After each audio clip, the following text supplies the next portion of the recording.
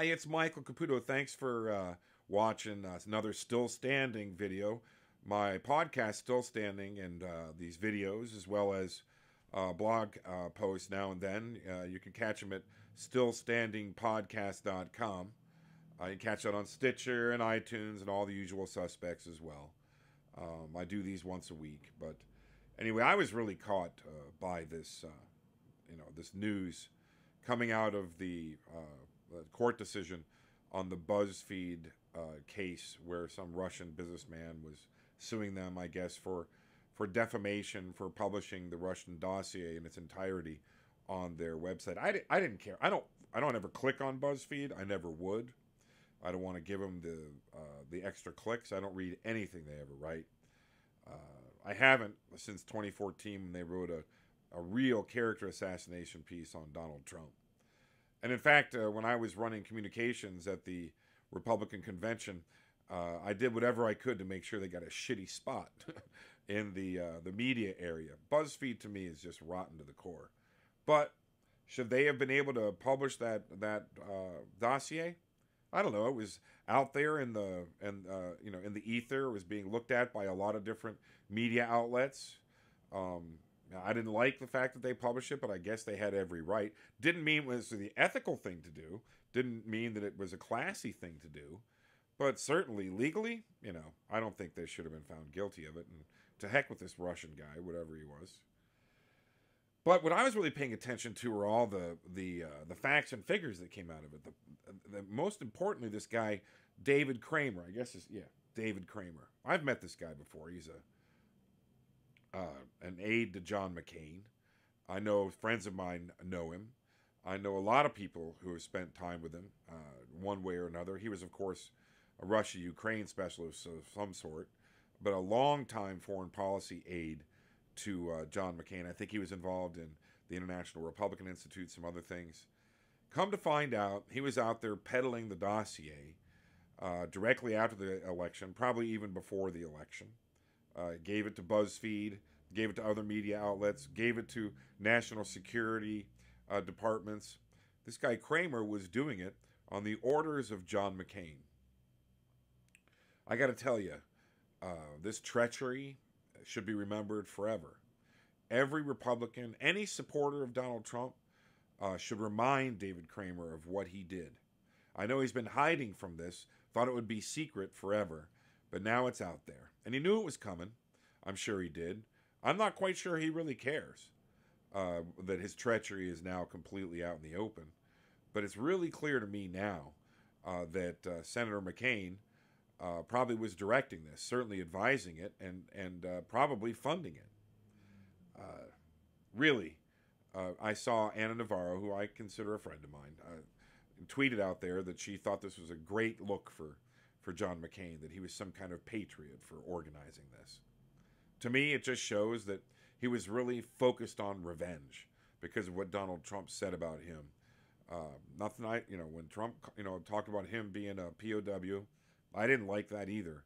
But McCain has been absolutely singularly focused on that all the way to the end of his days, to the point where he abandoned his principles on Obamacare to give the thumbs down vote just to hurt Donald Trump. Absolutely focused on vengeance. He's been gone now long enough where I think it's perfectly acceptable to hold him accountable for all that hate and absolutely singularly focused revenge that he put out there through this guy David Kramer. I'll never forget when some years ago, I guess it was 2012, when Sergeant David Bellavia, Iraq vet, Medal of Honor nominee, he and I were lobbying in Washington to bring home the 13 sailors of the Intrepid. Now, these 13 men went on a heroic mission to try to destroy the fleet of the Pasha of Tripoli in 1804. Their ship sailed into the Tripolitan harbor, was loaded all the way to the gunnels with explosives, but it blew up and all 13 men perished.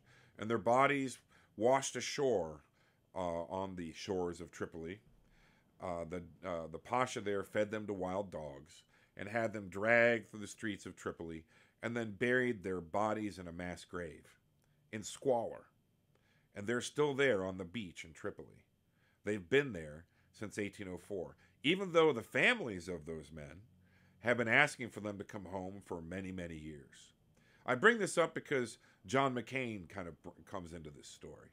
David Bellavia and I were lobbying the House and the Senate, along with the families, to repatriate those bodies. We found them. We know where they are.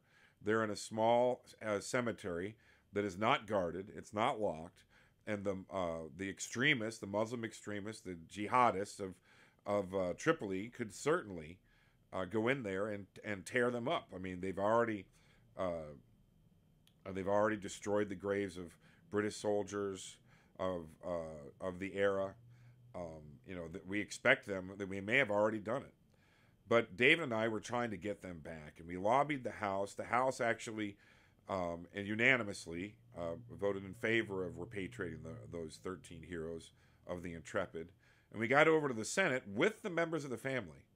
And Senator McCain told the families that don't worry, this will be taken care of. And it was coming up on unanimous consent on the Senate agenda. And he turned around after talking to us and went into the Senate cloakroom and pulled the bill completely.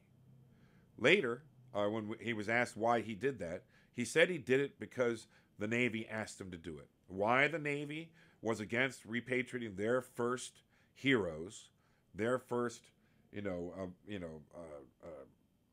absolutely the first. Probably you consider them the first heroes of the United States Navy. This was the Barbary Wars when the Navy was first founded. Why they were against finally repatriating the remains of these 13 heroes is beyond me. I don't understand it. We fought about it. You can catch more information about it at theintrepidproject.org. And we're still trying to get them back.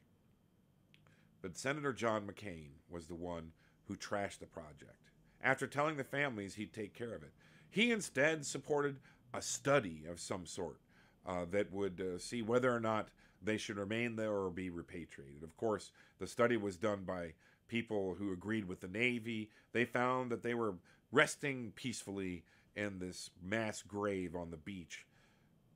It's really disgusting. And John McCain, who was a POW himself, I really don't understand why he did it. And on that day, I realized what kind of a man he was. And now we know, with David Kramer coming out in these filings that resulted from the verdict in the BuzzFeed case. We know David Kramer was out there peddling this bogus dossier filled with Russian spies' lies, paid for by a British spy who got the money from Hillary Clinton and the DNC. John McCain and David Kramer were working for Hillary Clinton and the Democratic National Committee to try to torpedo the president-elect Donald Trump. Let that sink in. David Kramer should be reminded of his treachery everywhere he goes in public in Washington, D.C. Even the never-Trumpers in the Republican Party should understand what kind of a person David Kramer is. And we all should understand what kind of a person John McCain was.